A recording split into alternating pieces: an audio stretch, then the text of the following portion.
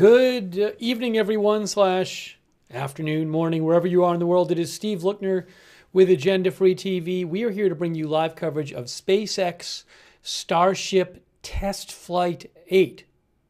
I guess they call it Flight Test 8. My headline should say Flight Test 8, not Test Flight 8. I mean, it's the same, I don't think it's a big difference, but strictly speaking, I think they call it Flight Test. So we're going to have live coverage for you. You know what? Give me just 1 second here, really quick. Let me just test something out real quick. Can you hear me here? Hold on. Testing. Oh, you can hear me. That's fine. Fantastic. Okay. The launch window opens at 6:30 p.m. Eastern Time, if I have that right. And we're going to have the live feed from SpaceX, which has not started yet, which I think might start in like 5 minutes. Hold on. No, it starts at 6. The live feed starts at 5:59, according to the SpaceX website. Let me just real quick do something here.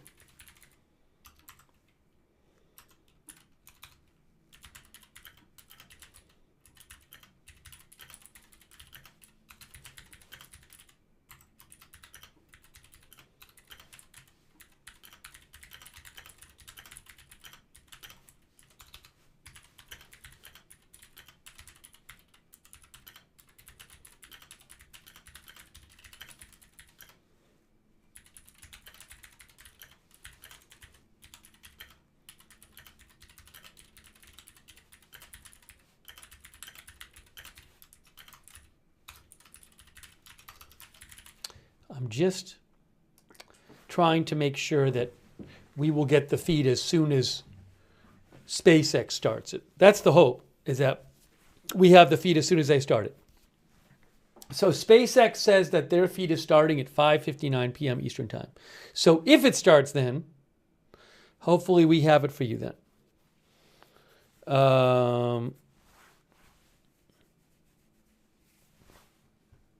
And on their site, it says, hold on a second. We're going to take some comments from you guys. Going to talk about this. I know a lot of you know a lot about the space stuff, space flight stuff. Give me a second here. Oh, go for prop load. Yes. So I just saw this. They just posted. SpaceX just posted. They are targeting 5:45 Central Time, 6:45 Eastern Time for liftoff. The webcast will start around 40 minutes before liftoff. They say prop load is a go. The Starship team is go for prop load, targeting 5:45 Central, 6:45 Eastern for liftoff of Starship's 8th flight test. The webcast will go live 40 minutes before then. So that would be in 18 minutes. So what I need to do is SpaceX set to launch, oopsie,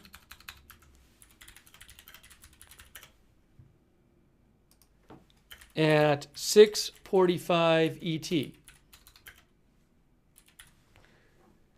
Okay.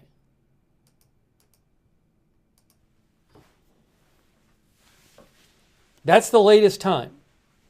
6:45 Eastern Time, 5:45 Central Time. And again, if that time holds, then they're going to start their live stream around 17 minutes from now. Hang on a moment here. Okay, so I really appreciate you guys being here for our coverage. Looking forward to watching this with you and talking about it with you. Also, we're going to have if there's not some last minute tariff avoidance deal announced, if it looks like the tariffs are still going to begin on Canada and Mexico at 12:01 a.m. tonight, we will have Trump tariff countdown coverage later tonight. Again, new tariffs set to begin on Mexico and Canada at 12:01 a.m. But last time this happened a month ago, there were these deals reached right before. So we will cover that later if it's still happening. Okay, now, all right, so soon we'll have the stream from SpaceX. And I want to take some comments from you guys. By the way, a quick thing, I want to thank a couple people. Here, you hear this from Wikipedia. Starship Test Flight Test date. That's from Wikipedia. Hey, a big thanks, by the way, to Stephen Roberts. Stephen gave 20 people memberships over there on YouTube. It's so nice of you. And then that's very a generous donation from Stephen Roberts. It's really nice of you, Stephen. Thanks for all your support of the channel. Very, very kind of you. Stephen Roberts. Also, thanks so much, Batman, our member. Aaron McCune, our member. Betty Westbrook, Alice Wonderland, our new member. Thank you. David Rivera, who says, let's like this, Campbell, our member for 42 months. Wow, thank you, David. Also, Mike C. from Canada. Thanks so much, Mike C. I really appreciate that. And a huge thanks to our moderators for being here. We have Janet B. We have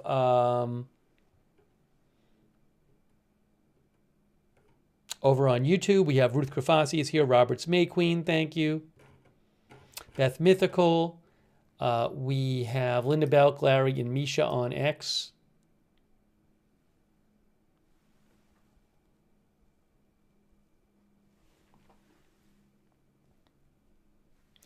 Okay. Let me see. Do I have this set up correctly? I'm going to try to do something real quick right now. Is this going to work? Okay. I can, if I need to, I can put myself over there. I might need to at some point. Because I don't know where they're going to show stuff on the screen. So I want to make sure of that. All right. Well, that's nice. That's convenient. Let's see. I was going to thank our Twitch and our Facebook moderators too. Thanks so much, Blissy, for being a member. Thank you. Thanks also to Annie Cush for subscribing on Twitch. Thank you, Annie Cush. Thanks to our moderators on Twitch, A Moment of Lovely, Good Luck Duck, I Got That Fire, Surly Dev, and our Facebook moderators. Let me just thank them.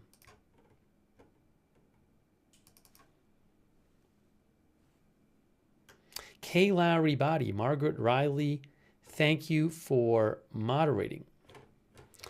Okay. Nikki Arnold says, I'm excited for this launch.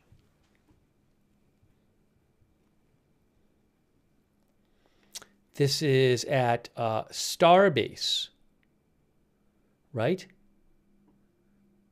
In Texas, if I have that right.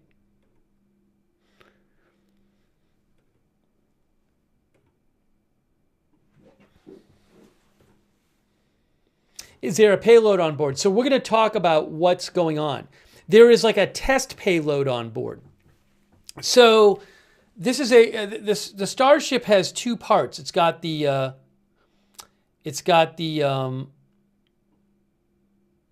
on, the Super Heavy booster and the Starship space craft. Where can I show you here? Where can I do this? Here's Wikipedia. So you got the booster and the spacecraft. Oh. There's the spacecraft, which goes on top, and there's the booster right there. This is from Wikipedia. There's an example of the booster. That's from Steve Jurvetson. Steve Jurvetson. So what's going to happen is the plan today is for, it gets launched. Then the booster, they're going to try to land the booster back down. Starship eventually is supposed to be fully reusable, both parts. So it's going to go up today, the parts split apart, the booster rocket lands back at the original launch point and it gets caught by the chopstick arms. That's supposed to happen. And then the Starship spacecraft is going to stay up for longer. It's not going to be in orbit. It's going to be suborbital flight today. And they're going to practice some things. Among them, they're going to, I believe, release a test payload. And also, they are testing various technologies on the Starship in preparation for eventually being able to reuse the Starship by landing it back down and reusing it. So SpaceX actually talked about some of these specifics on their site, and they said, for example, hang on a moment here, if I can find it here, where is their description here?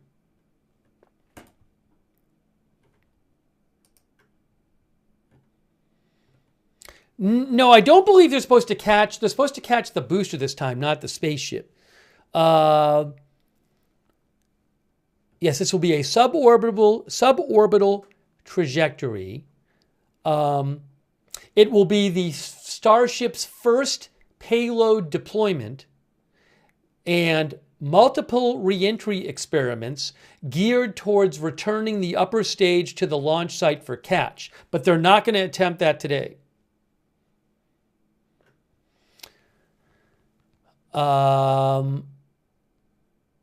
The flight test includes several experiments focused on enabling Starship's upper stage to return to the launch site. They've removed some of the tiles from Starship to stress test vulnerable areas across the vehicle when it re-enters. For example, multiple metallic tile options will test alternative materials for protecting Starship during re-entry. These are just a couple of the things they're doing. And, there are going to be Starlink simulators. During the flight test, Starship will deploy 4 Starlink simulators, similar in size to next-generation Starlink satellites, as the first exercise of a satellite deploy mission. They are expected to demise upon entry. So, as like a practice for a payload release, they have these 4 simulated Starlink satellites that the spaceship is supposed to deploy, to release. But those are not going to go into orbit. They're going to just re-enter and be destroyed upon re-entry. So they're testing payload release. So again, a number of tests are going to be done involving the Starship, which could not be done on Flight 7. Because on Flight 7, soon after the Starship separated from the booster, the Starship had an issue and ended up being destroyed. There's a whole summary of that on the SpaceX site. And they said...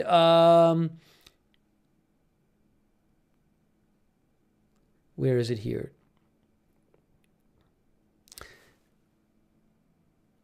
After vehicle separation, approximately 2 minutes later, a flash was observed in the aft section of the Starship vehicle near one of the Raptor vacuum engines. There was a pressure rise. Roughly 2 minutes after, another flash was observed, followed by sustained fires. These eventually called all but one of Starship's engines to execute controlled shutdown sequences and ultimately led to the loss of communication with the ship.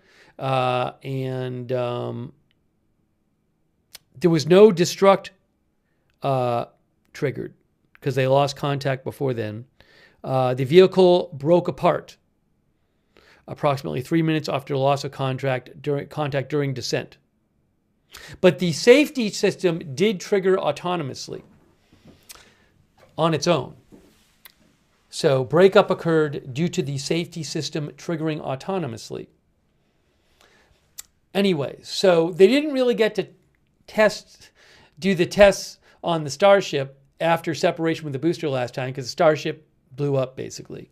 So that was last time. Yes, we covered that last time. So they're hoping that that doesn't happen, obviously, and they can actually, I think it's about an hour flight of the Starship spacecraft. The booster, I think, lands, I can pull it up here, but the booster does not take that long to land. The booster lands, if everything goes right, the booster lands about 7 minutes after launch, whereas the Starship is supposed to land on the water, I believe, if I have that right. I might be wrong about that, but I think it's supposed to land in the ocean. But that's a controlled landing, ideally, and that's about an hour and 6 minutes after the launch. Do I have that right? That's what I thought.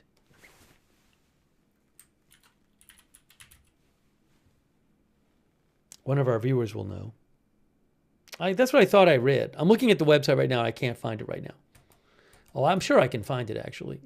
I'm sure they have a map of it posted somewhere. What happened to the map? Splashdown, yes. Splashdown of the top of the SpaceX, of the Starship launch vehicle. All right. Troy Roberts says soft touchdown in Indian Ocean. Okay. So there you go. Let's see here.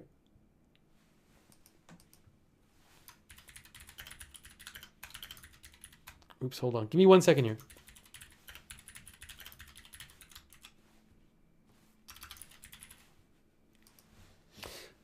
By the way, I think maybe in about 4 minutes, I think SpaceX will go live, at which point we'll be able to show you their stream. Oh, hold on. I have video.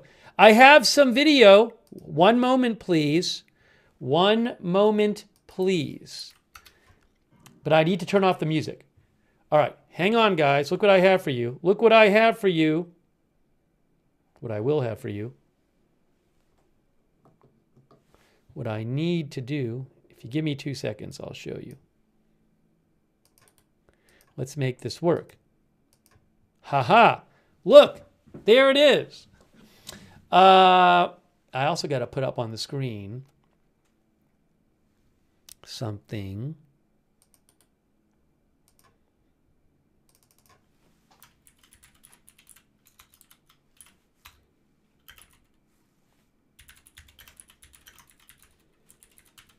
To show you to post where I'm getting this from. This is video via Reuters. It's a SpaceX video via Reuters. Okay, that's going to just throw that over there. I'm going to just throw it over here. Keep it over here. All right, there we go. Once they get done with their intro and they play their music, then I'll turn it on. I'll turn the sound on. I want to read some comments too, but I don't want you to miss the start of the stream.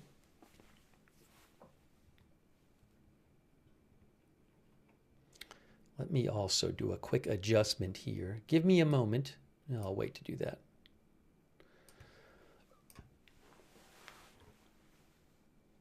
All right, get ready. Get ready. Get ready.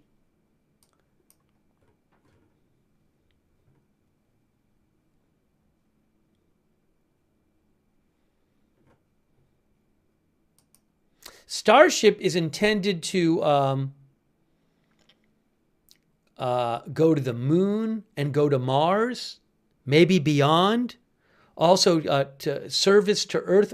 They have on the SpaceX site service to Earth orbit, moon, Mars, and beyond. It is supposed to be fully reusable. I mean, the booster has been reusable so far. They want to make the whole thing reusable. They want it to carry both crew and cargo to Earth orbit, the moon, Mars, and beyond. It is the world's most powerful launch vehicle, says SpaceX.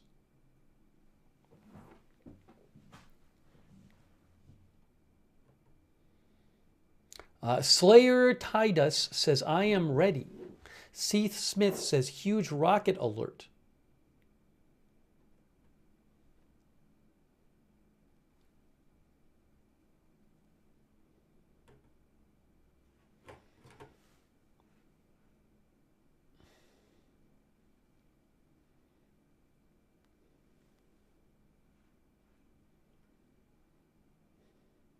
I think it's, I mean, if everything's still on schedule, it's the live stream's supposed to start any, oh, here we go. Okay, it's starting. The live stream's starting. Now, I think they're playing music.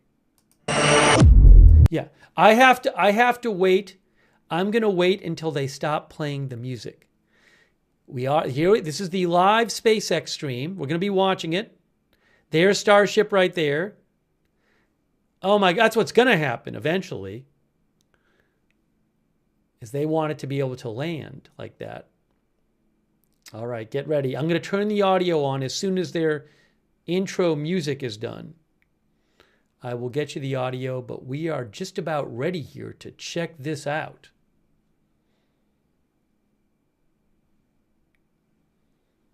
Thank you, Jordan, watching from Israel.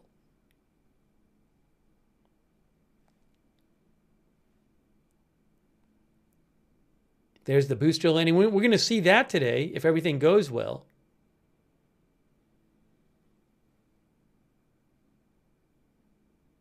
That right there. Just about 7 minutes after launch, we'll see that.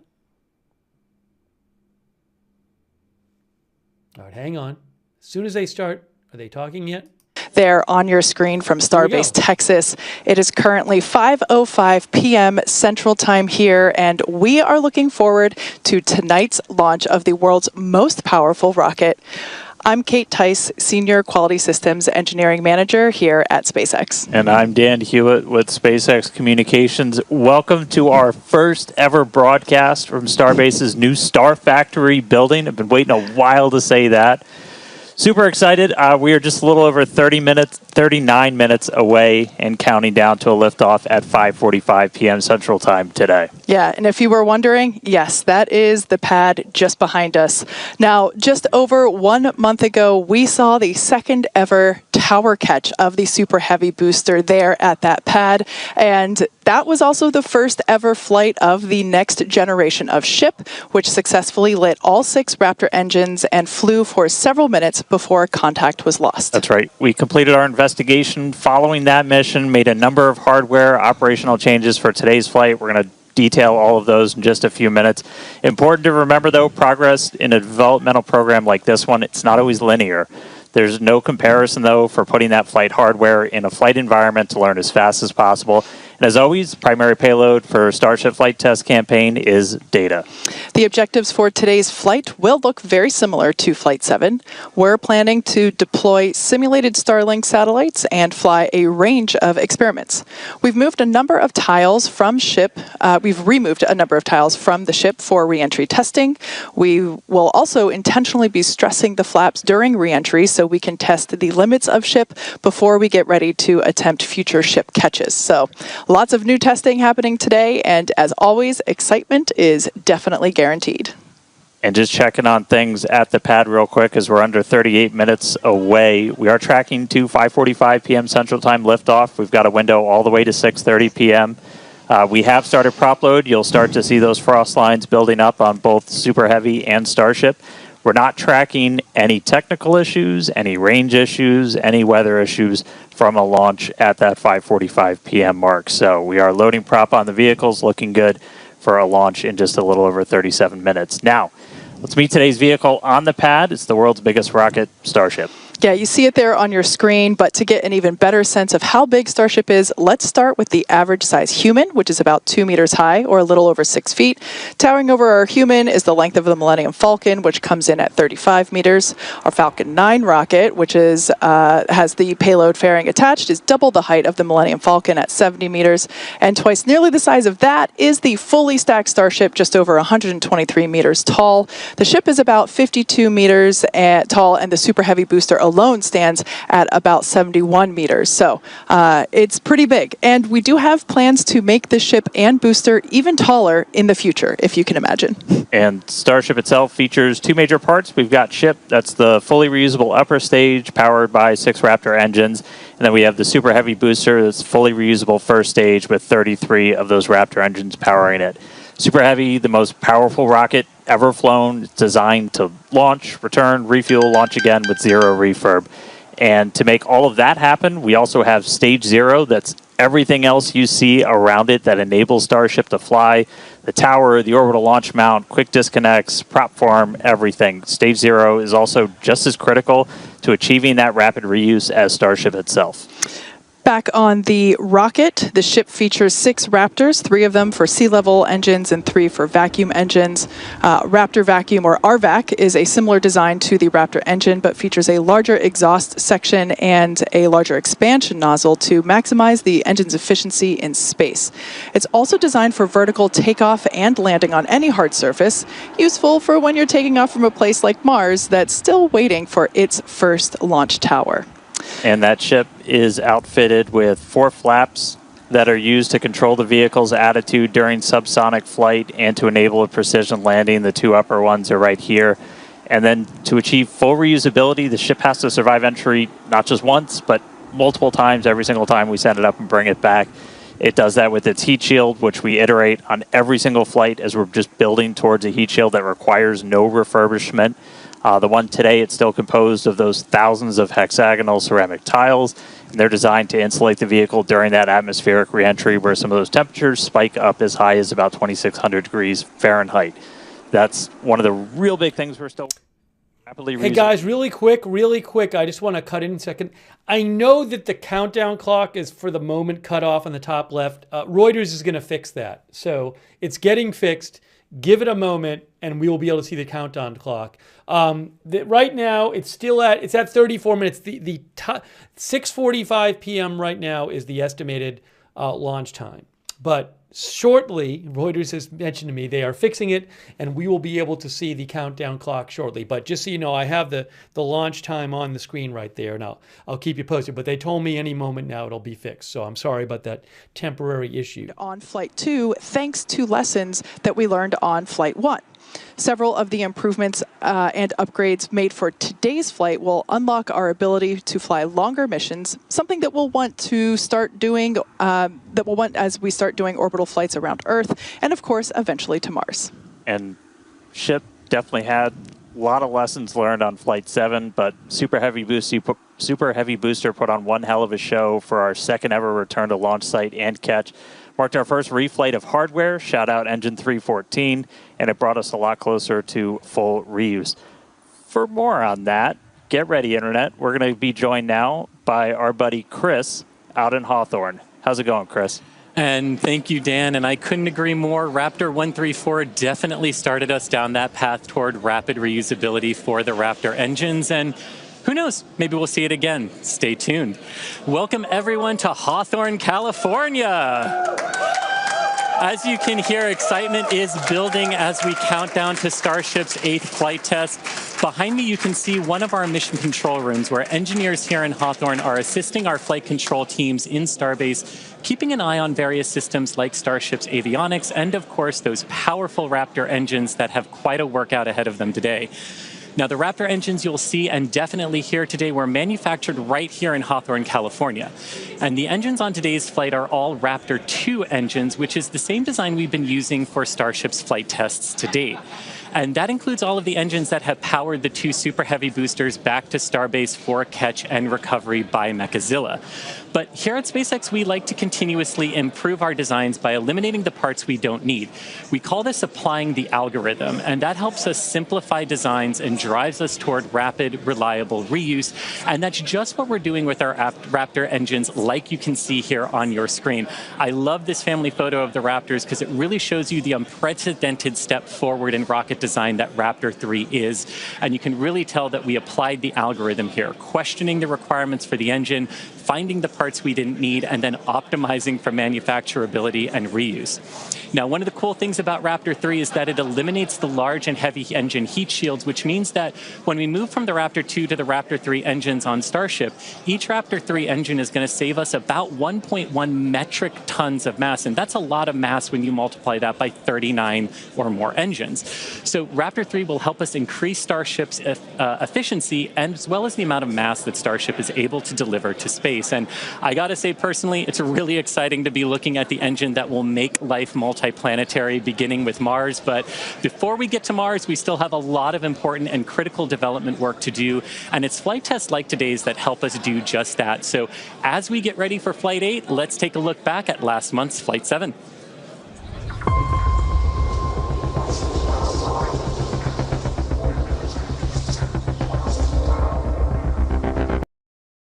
I gotta turn off the music. Hey, by the way, I'm sorry again for the moment. Give me 1 second here, real quick. Hang on. I'm waiting for. Give me 2 seconds here. Just do something real quick here. Thank you. Hold on, I'll take you back. So I got to turn off while they play music. So again, I apologize. I'm waiting for Reuters to fix their stream so that, so we can, hold on, they're adjusting it over there on Reuters. Hey, look, Reuters is fixing it. See, we can see the countdown clock. Oh, good. They didn't totally fix it though. They got to fix it. I mean, it's a little better. I don't know why it's such a problem.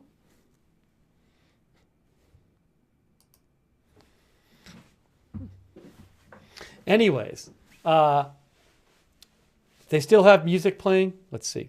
Yeah, still have music playing. Well, at least you can sort of see. It's a little better. We got to get them to fix the whole thing, but you can sort of see the countdown clock now. We are waiting for Flight Test 8, and we have the SpaceX feed, as you can see. This is their pre-coverage. So just quick summary of what's supposed to happen on this flight.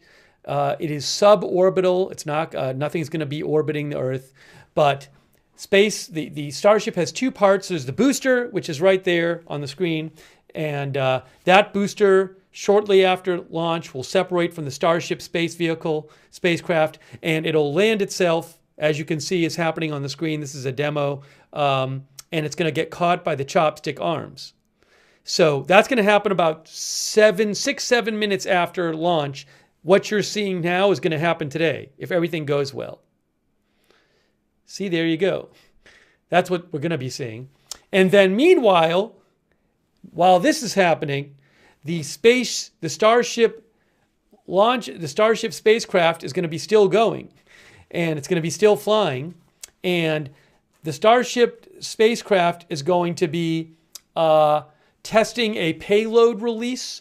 It has 4 simulated satellites. Maybe they'll show that here. Maybe this is a mock-up of what's supposed to happen. And also on Starship, Starship is also going to be, they're going to do some different tests on Starship in preparation, because eventually they want the Starship part, the top part, to be able to land and get caught just like, and be reused just like the booster can do right now.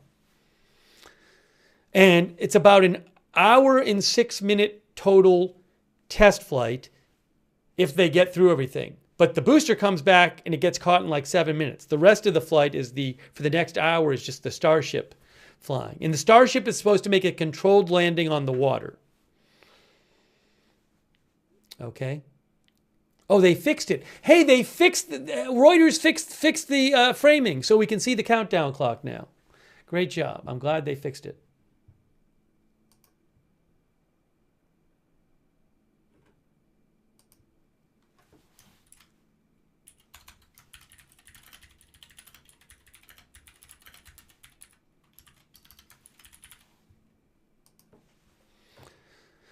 All right, hold on, audio. A 60-second static fire on the Starship, which is 10 times longer than any previous static fire. During this test, we cycled through multiple throttle levels. In fact, you can see that on your screen now. We cycled through multiple throttle levels on the engines to recreate different conditions seen within the propulsion system during flight. And we tested some hardware changes on fuel feed lines to the Raptor vacuum engines. This gave us just the extra data that we needed to eventually implement new hardware that's installed in those fuel feed lines for the RVAC, the Raptor vacuum engines. Also tweaked a couple of other things like the temperature of the propellant as we're feeding it to the engines. Also the throttle level that we set for those engines during a set. Having the ability to do a 60-second static fire, just one of the ways we're trying to expand our test capabilities here at Starbase. You want to test like you fly as much as possible.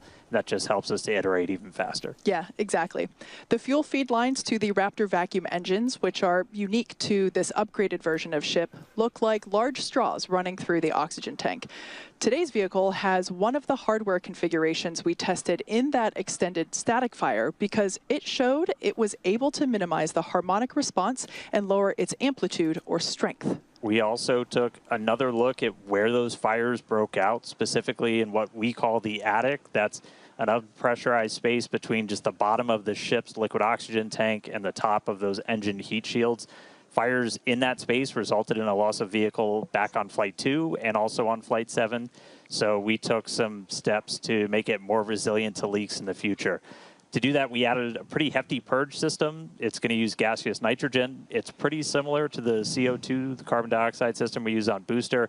It essentially just floods the zone with an inert gas to prevent a fire from ever starting. And then in addition to this, we increased the attic's natural fire defense just by adding some additional vent holes.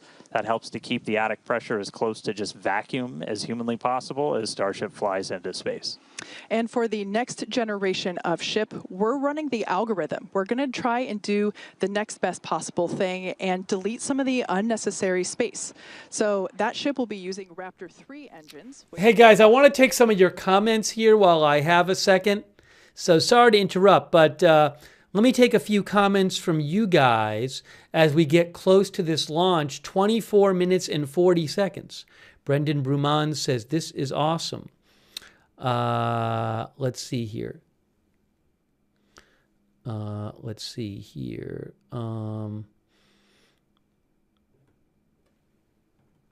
do you guys think it's going to go? Do you think it'll all go as planned? We'll have to see.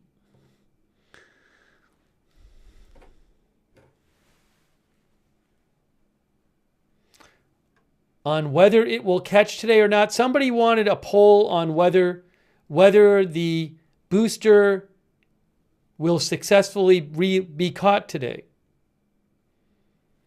Robin says, hope it goes well. All right.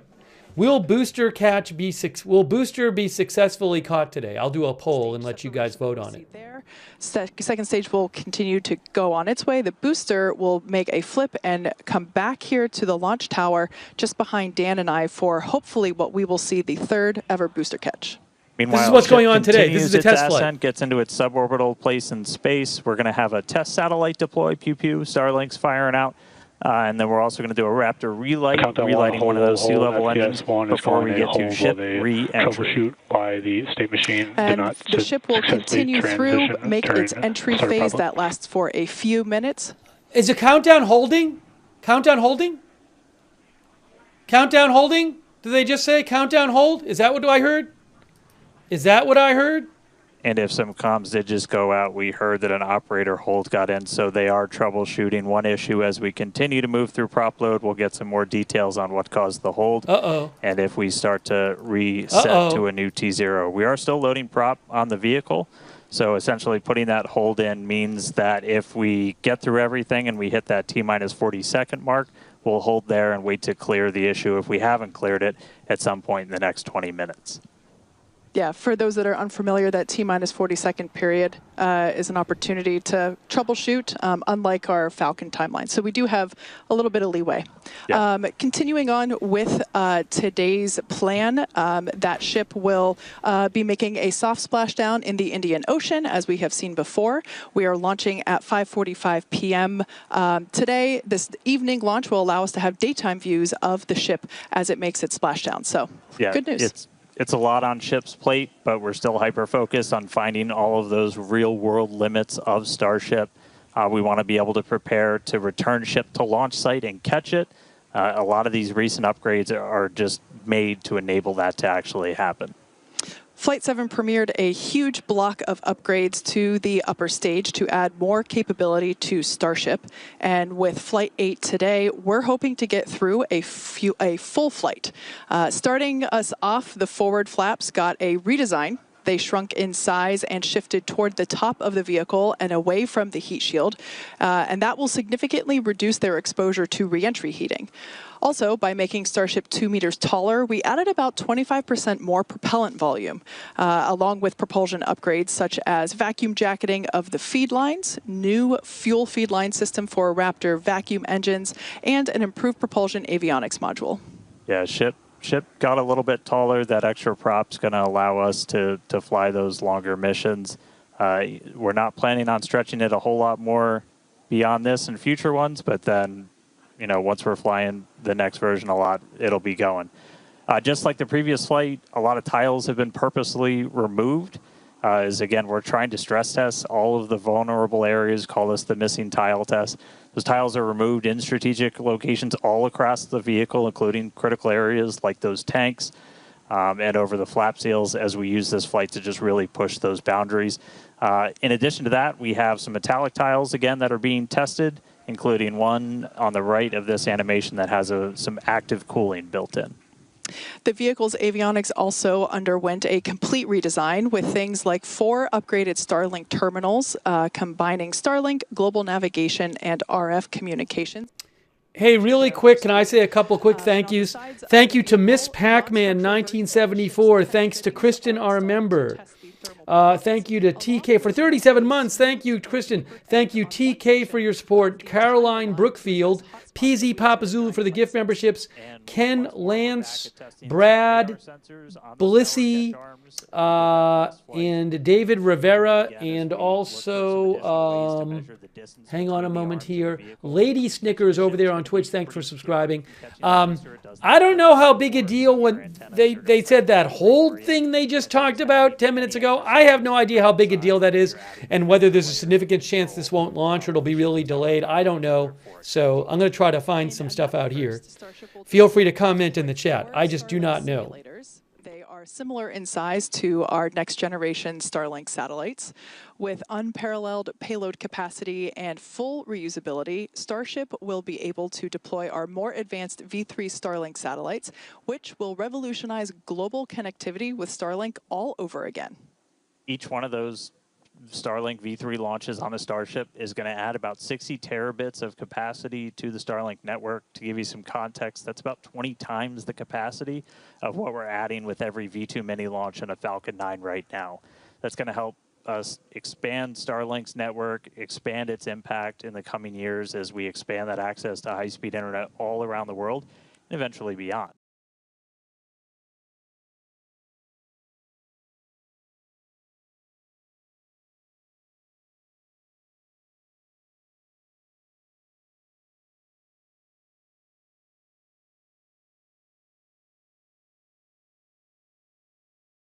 Light a single Raptor engine again while in space. We're just trying to get data. Oh, I was muted. I was muted. Hold on, I was muted, I think. Sorry. One of our viewers, I just want to mention, said that this has happened before. I can't find who the viewer was who said it, though. But I wanted to mention Marcia Smith, who's a space journalist I follow, said there's a hold, the clock is still ticking. In any case, they are troubleshooting some issue. Link network both on Earth and in space. For how all this connects us to the big mission, let's head back to Chris. Thanks, Kate. And as fans of Starship may know that Starlink enables us to bring you a lot of those unprecedented views, both from space and on Earth. Personally, I love all those epic views of the plasma wrapping around Starship during re-entry. So thank you to our Starlink teams who enable all of those amazing views and the information we get. Now, in addition to the dozens of cameras on Starship itself, as you see on your screen here, we also have mobile Starlink camera kits deployed in the middle of the Indian Ocean, as you're seeing from a previous flight.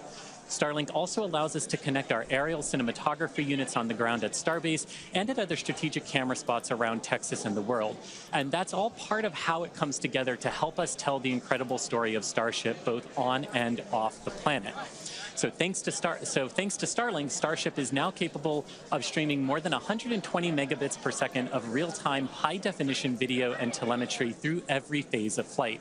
This not only provides those incredible views of reentry for all of us, but also the invaluable engineering data to help our engineers rapidly iterate across all systems of Starship. And all of that streaming data today will be put to good use with the more than 30 cameras that are on the vehicle for today's flight. Now, Starlink is the world's largest satellite constellation operating in low Earth orbit to deliver high-speed... Really quick, I want to mention, I asked you guys, will a successful booster catch happen today? I think there have been 2 successful ones before. On Twitch, 59% said yes, 41% said no. On YouTube, 70% said yes, 30% said no. We had a few voters on Facebook, too. All of our Facebook voters said yes when I last checked, and none said no. So thank you for voting in our poll. We will see. Oh, I have to stop with the music. The music's playing. Let me get rid of the poll things here. We'll take a few more comments here while we're waiting. 15 minutes, as long as there's no... I mean, they said they were troubleshooting something, so I don't know if whatever they were troubleshooting will get taken care of. But as long as there's no issue, well, this is in 15 minutes. 15 minutes. Hang on one second here. Give me a moment. Give me one moment.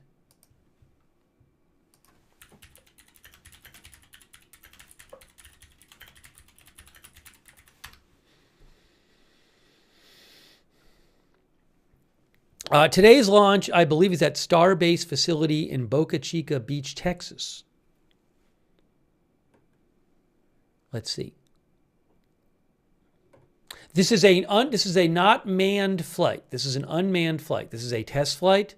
The whole thing, if everything happens, will take an hour and 6 or 7 minutes.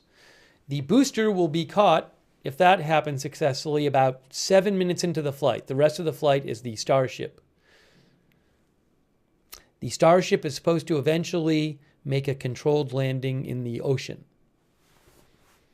But last test flight, about a month or so ago, maybe a month and a half ago, I think it was January, the Starship was destroyed, had issues, and it self-destructed just a few minutes after separating from the booster.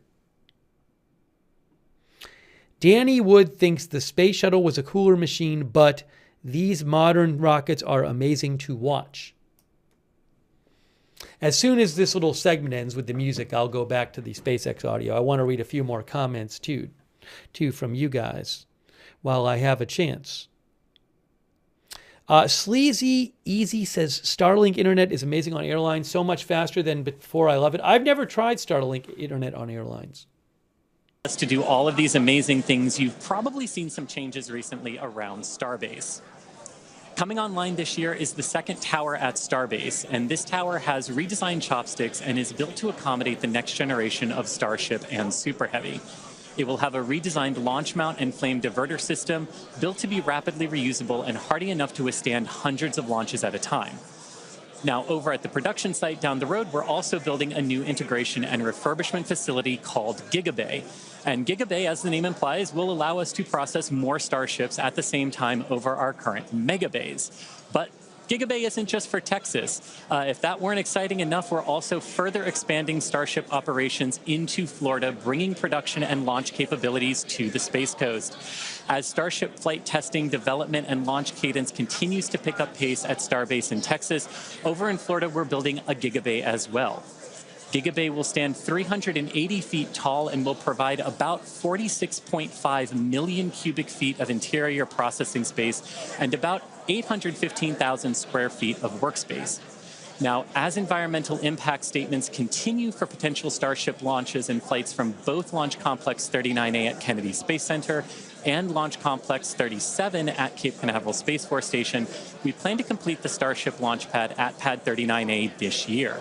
And pending the completion of environmental reviews, SpaceX intends to conduct the first Starship launch from Florida from Launch Pad 39A later this year.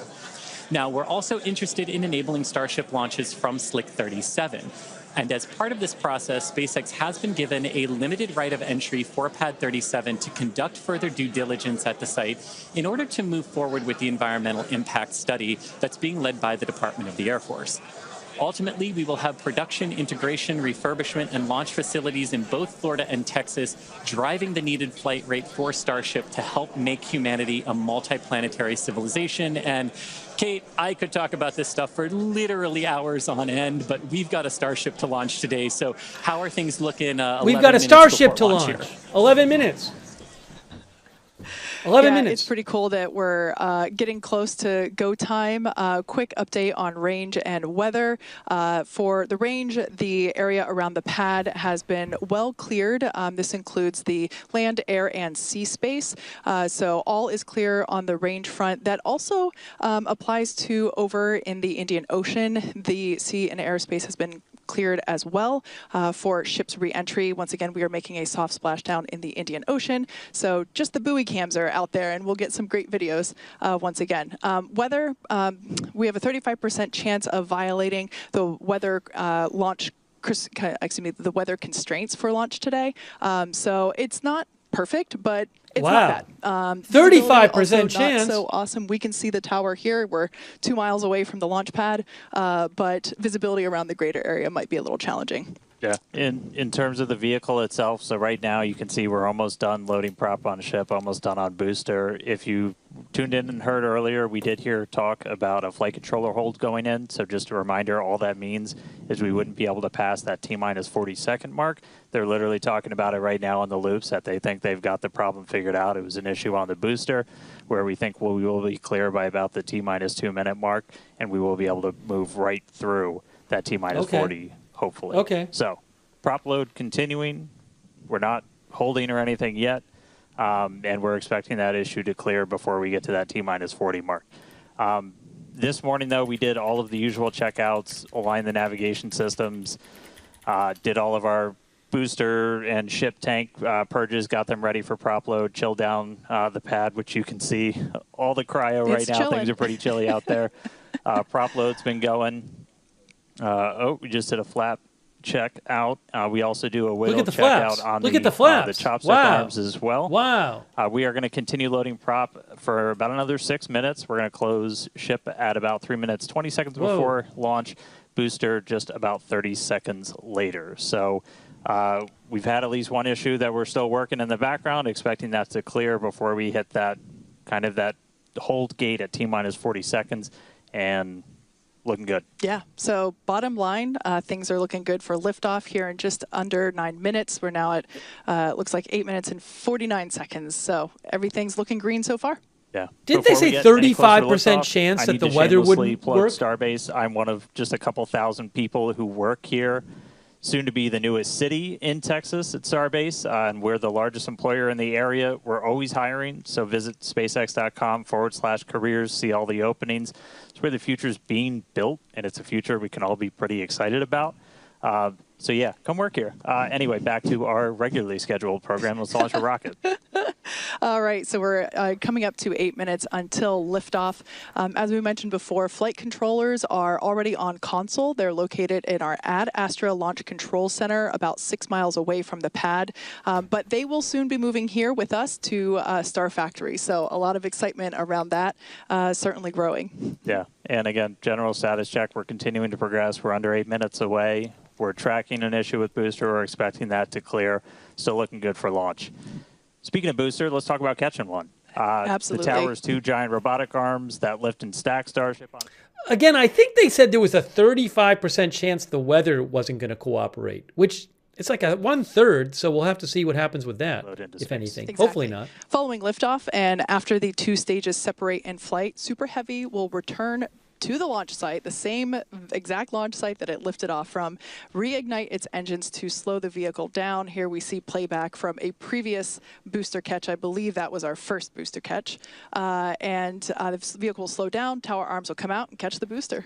And just like the last few times, literally thousands of different vehicle pad criteria have to be met before we bring a booster back and try to catch it. We need healthy systems on Super Heavy, on the launch tower, and we need that final manual command from the mission's flight director for the day.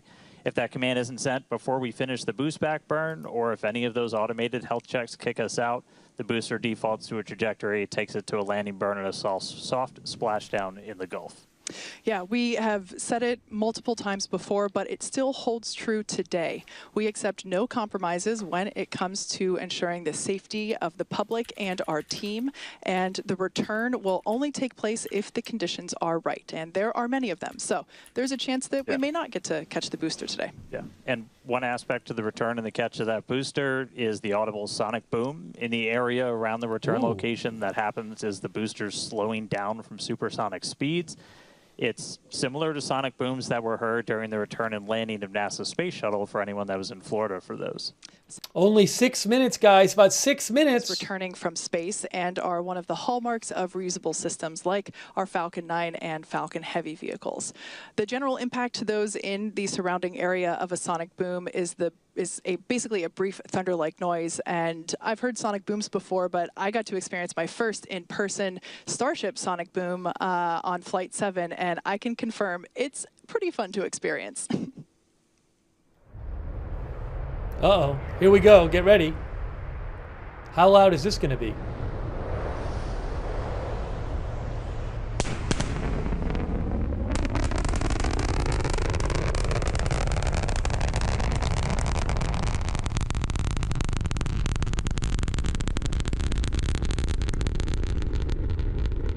This is not live, by the way. This video. And as someone who has heard sonic booms many times in Florida, they are definitely a hallmark, and what a way to announce a returning space vehicle's return for reuse. Now, here Under in 5 minutes. California, as you can imagine, the excitement is growing here. The crowd is growing.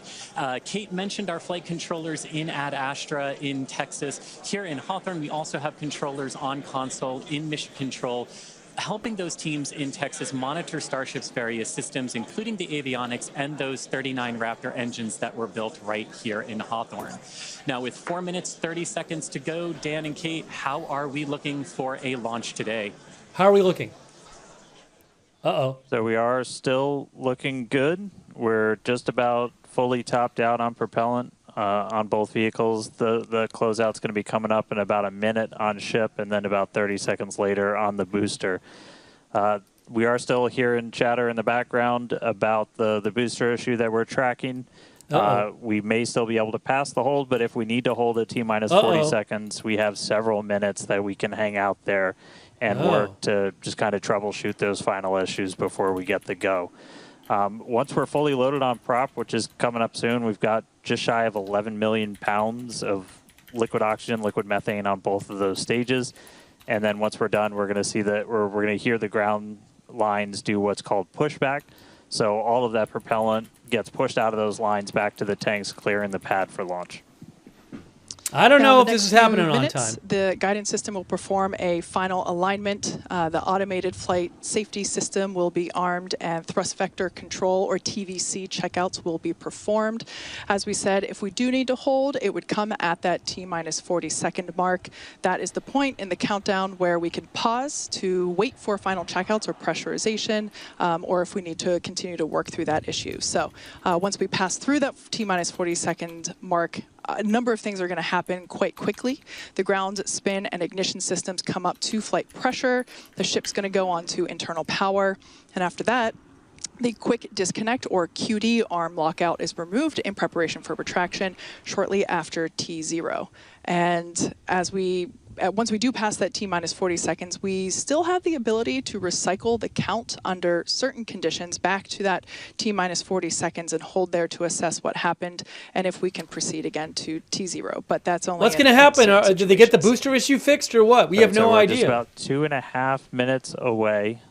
We do have a couple of things like if we hit T-minus 10 seconds and you see water start flowing out of the deflector, that is a reason for us to scrub for the day. Is that's once it's turned on, it doesn't turn off, and then we'll have to refill the tanks on both the water farm and the prop farm. Our team's gotten really, really good at refilling stuff really quick, so we can reposition for about a 24-hour recycle if we need to. Yeah. But speaking of we're things, coming up. We're coming up just under 2 minutes away. Now hearing we might hold at that T-minus 40 second mark while they might still hold talk at through 40 a couple seconds. of troubleshooting steps.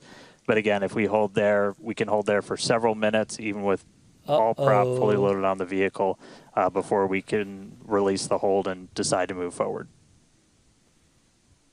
I don't know, guys. They were saying before, we think it's going to be done by 40 seconds. We're going to have it fixed by 40 seconds. I don't know.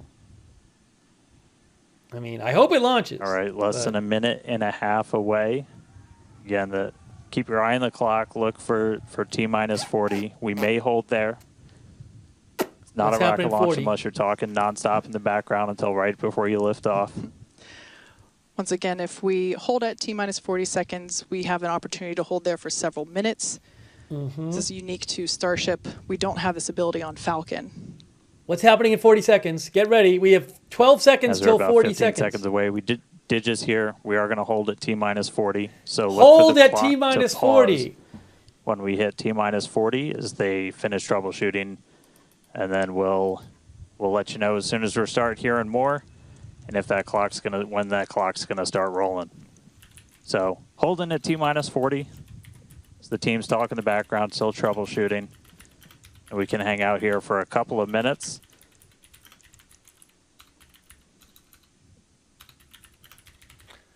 I don't know.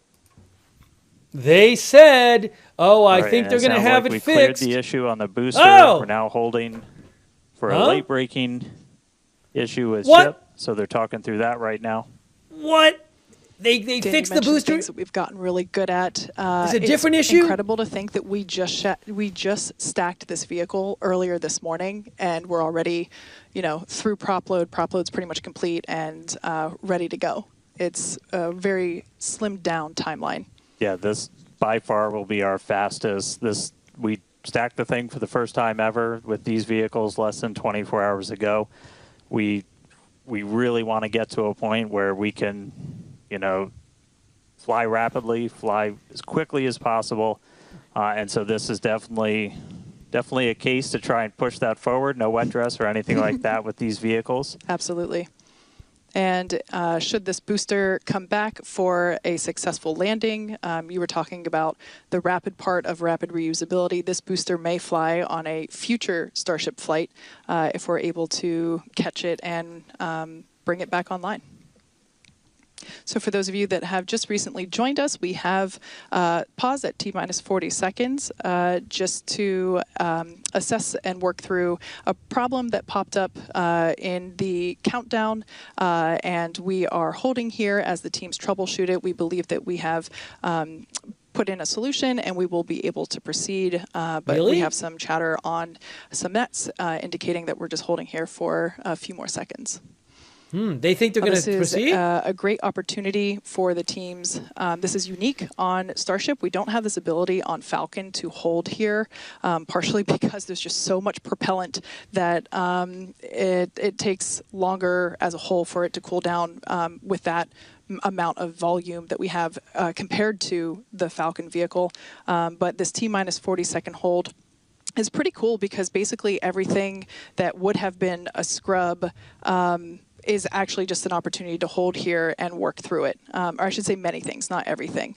Like I said, we're working through an issue now, but we can also pause here for final checkouts or completion of pressurization to get up to flight levels, that kind of thing. So it's a nice feature to allow the team to wait for final checkouts or assess final prop levels or engine health and that kind of stuff. I don't know. Are they gonna launch? I don't know. We don't even know what this issue is. They said they got the booster. The audio went out. That's maybe not a great sign. They said they got the booster issue fixed, and then there was another issue.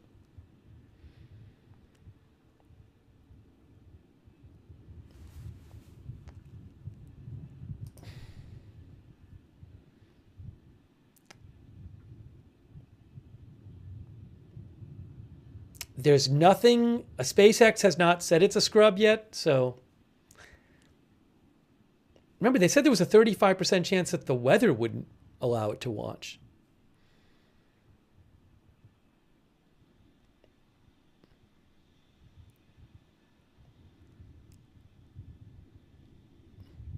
One of our viewers said, I don't want no scrub. I mean, I hope they launch. Personally, it's just feeling to me like I'll be surprised if they launch. The fact that we're hearing silence on the live stream for the last minute does not fill me with confidence that they're going to launch.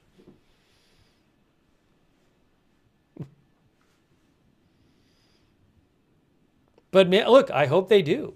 I mean, hopefully you guys all tuned in for it, so I hope you get to see it. All right, and if you're just tuning in, we are still holding at this T-minus 40-second gate. We cleared an issue on the booster that we were working up until the hold, still working one on ship, and team still continuing to discuss in the background. I mean, we can still hold here for several more minutes. If we're not able to resolve the issue or find a workaround, then we would have to essentially scrub and stand down for the day. If that does happen, we can go as early as tomorrow, but that clearly depends on what work we might need to do to fix any issues. So just obviously stay tuned. But right now, we're a little over 5 minutes into this hold today. We've got a couple more minutes that we can hold at T-minus 40 before we have to kick out. Essentially, looking at a lot of those propellant temperatures on both vehicles, you want those to stay in pretty specific ranges for engine startup and things like that. That's what generally drives how long we can hold at T-minus 40. So still hanging out. As soon as we hear an update on the ship, we will let you know. Yeah. I mean, do we really think they're going to be silent for several minutes and then launch?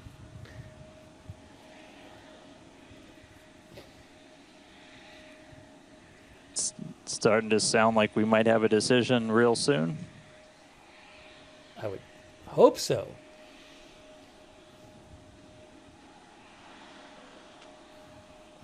All right, you see the clock rolling. Clock is going. The clock's going. Launch. The clock is going. So it's about to launch. 30 seconds to go. Oh. It's about to launch right now. And we just heard a hold. A hold again. No! It went back. No. So we did kick out back to the T-minus 40 hold. Oh, they gave us 7 seconds of 6 seconds of going. You heard people cheered in the back. I heard people cheering, didn't I? I thought I heard some cheers in the back there.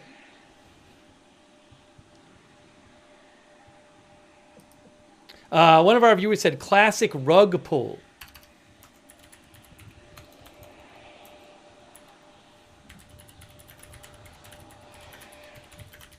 All right, so as we started counting back down, we did trip a few more holds automatically from the booster itself. As they started counting down, we are now going to hang out here again at T-minus 40. They've got a couple more troubleshooting steps that they can take. If we're able to get through that, we can start counting down again. If not, we could always offload and try again on either tomorrow or another day. But right now we're not done for the day yet. Still holding at T-minus 40 seconds. And as soon as we hear some more, start seeing that clock move, you will know if we're going to go for our launch attempt today or if we just try it again another day. So keep listening in, and we'll have an update shortly. He said, as we started counting down again, we tripped some more holds on the booster, I think he said. They got about 6 more seconds, and then they tripped more holds, whatever that means.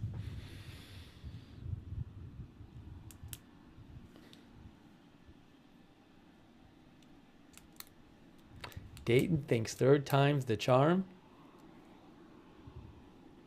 Number of our viewers are quite pessimistic. What happened? I just heard the word go or something. But then it cut off. Let's see. All right, and we did just hear the call. We are going to offload for today, so we had a couple of holds tripped as we started counting down from T-minus 40 again, and it's not something we can change with small config tweaks, so we are going to offload our prop and then try again another day. So we're able to fully take the vehicle. We're unable to lift off today, but just because we don't go today doesn't mean we're not going to go tomorrow or one of the days coming up. So we are going to start offloading all of that propellant on the booster and the ship. As we talked a little bit earlier, we can go as soon as 24 hours later. We won't know that for sure until we dig into everything that kicked us out of our attempt today. So obviously just keep an eye on all of our updates. They're so sad. Look, they're sad. We are expecting could be about 24 hours, but we will definitely let people know. Yeah. So we want to thank everybody for tuning in. Unfortunately, we would have liked to lift off today, but the teams are doing the right thing and standing down while we troubleshoot, and we'll share more information as it becomes available, including when our next launch opportunity is. So be sure to keep an eye on our SpaceX account on X, and as I said, we'll share more information as it becomes available. All right. Thanks all for joining us today. We'll see you at the next attempt. Wow. The mood really went down very quickly on that live stream, didn't it? Well, what can we say? I'm sorry, guys. I can't control this stuff. So I hate having you tune in and then not being able to launch, but what can I do? What can I do? I mean, they got to 34 seconds.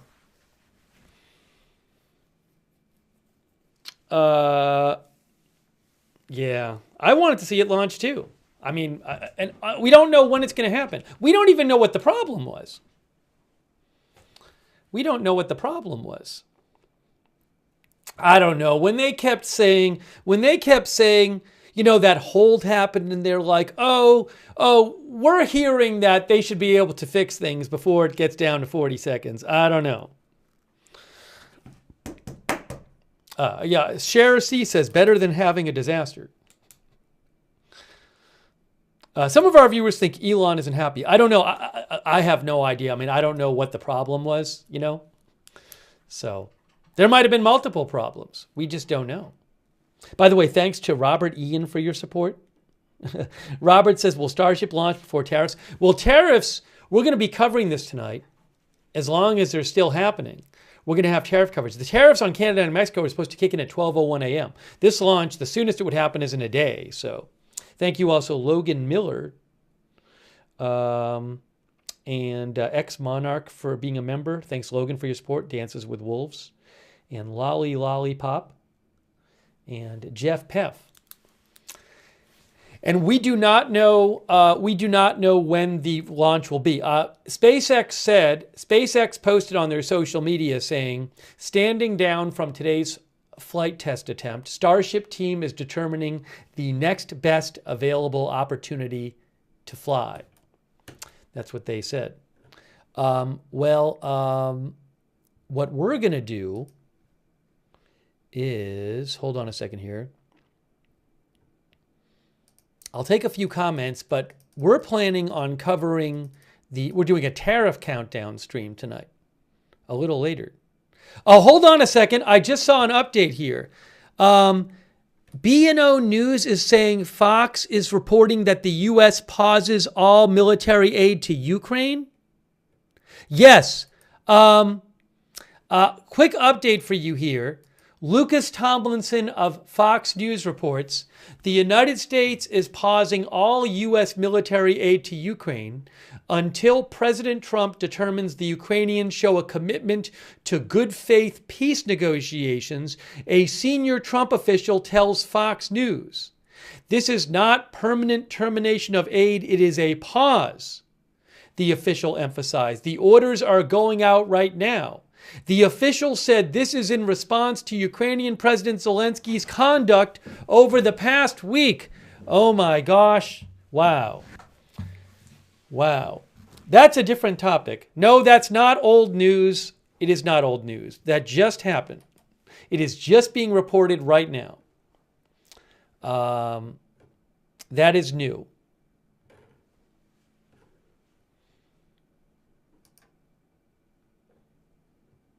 Yeah, one of our viewers said 4 minutes old news. Exactly.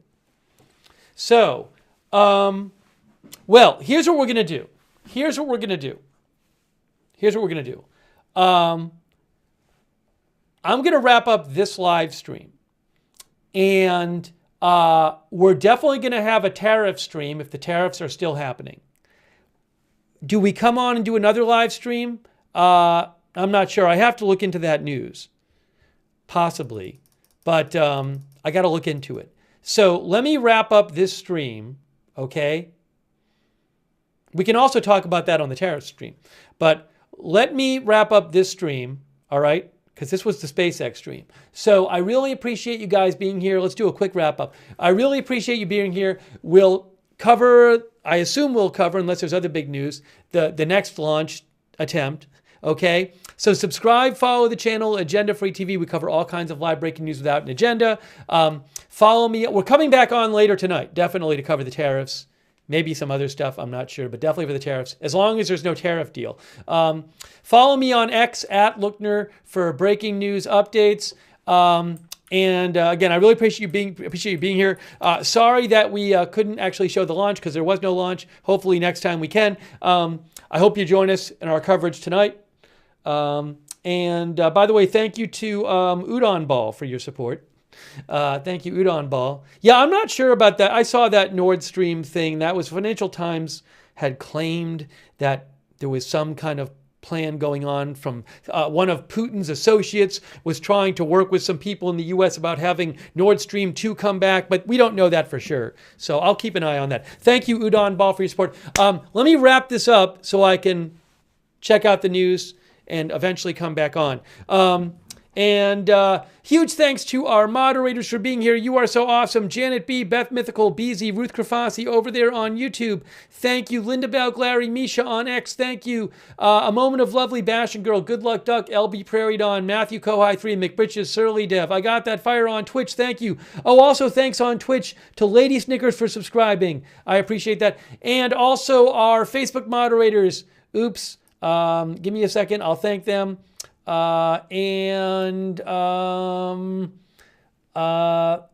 Lowry, Body, Margaret Riley, thank you for moderating over there. Thank you. Thanks to everybody who donated. That's so nice of you. Stephen Roberts and everybody else. I think I thanked everybody. That's really nice of you. I really appreciate it. Your support is what keeps the channel on the air. So thank you so much. We'll be coming back on later to cover tariffs tonight, unless there's some kind of miraculous. I don't even see miraculous. Unless there's some kind of tariff deal. We might be back on before then, but let me get off and check the news now. I don't know if we'll do a stream just on this Ukraine thing. I got to look into it. But anyways, hey, turn on notifications so you know when we're going live. We have a notification system. It works awesome. It's free. The mods will post a link to the notifications in the chat. You can find the notifications link in the Facebook and YouTube description of this broadcast. So make sure you got the notifications turned on. At the same link, if you want, we have a chat. You can chat with other viewers when we're on the air. It's free. It's on Discord. You can check that out too. Thanks to our Discord mods, by the way. And also reminder, follow us on X, because I always post there when we're going live at Agenda Free TV, and I post updates about the channel there. So follow us on X, and turn notifications on YouTube so you get informed when we're going live. When you're on YouTube, That's really helpful too for finding out when we're live. If you want to get notifications on X, you got to subscribe and then click the notifications bell and choose all notifications. All right. And I want to say a quick thanks to our Facebook subscribers like Eve Richards, Diane Allworth, Robert Rial II, Margaret Riley, Kay Lowry Body, Kristen McConnell Gates, Marie Goodson Hamilton. Thank you, and all of our other Facebook subscribers for supporting the channel. Over on Twitch, all of our subscribers there like Gina Pina and Chi Town Bear, Tegrity Farmer Bob, McBritches, ZZ, ZGGYY, and Wall Street, and Shaggy, and Matthew Kohai 3, and Allistic, and Bad Toastery, and Flaps 15, and all of our other subscribers. Thank you. A Moment of Lovely too. And our YouTube moderators like thanks YouTube moderators, but also our YouTube members like Mama Yoli, Cogito Ergo Sum, Naomi Nocturnal, Putz 0622, John Flick, Eric Johnson, Roger Shoemaker, JK Cinar, Kurt W9, BBW. Also, thanks to our members, Evelyn in Maine, Mama 457 Rose, Doug Cahill, Ellen Zen, Detective Wisdom, Voyage, K Mino, JK Cinar, Renee McGee, Confidence in God, Joyce Kirby, Fred Flintstone, A Cool Cucumber. Thanks, Fred, for the gift memberships as well. And Patricia Grace, Eddie V, Lucky Minute, all of our other YouTube members, UV Lightning, Ivan Tracy, Jeff Buddington. Okay, I'm wrapping up the stream. We're planning on coming back on with a tariffs countdown stream and maybe something else sooner. I got to look into it, but let me get off the air now. Thank you for joining us. Thank you so much for tuning in. I'm so sorry we didn't get to see the launch. Wasn't my fault, but hopefully next time we'll get to see the actual launch. That is it for now. Thanks for watching. We'll see you soon with more live breaking news coverage right here at Agenda Free TV.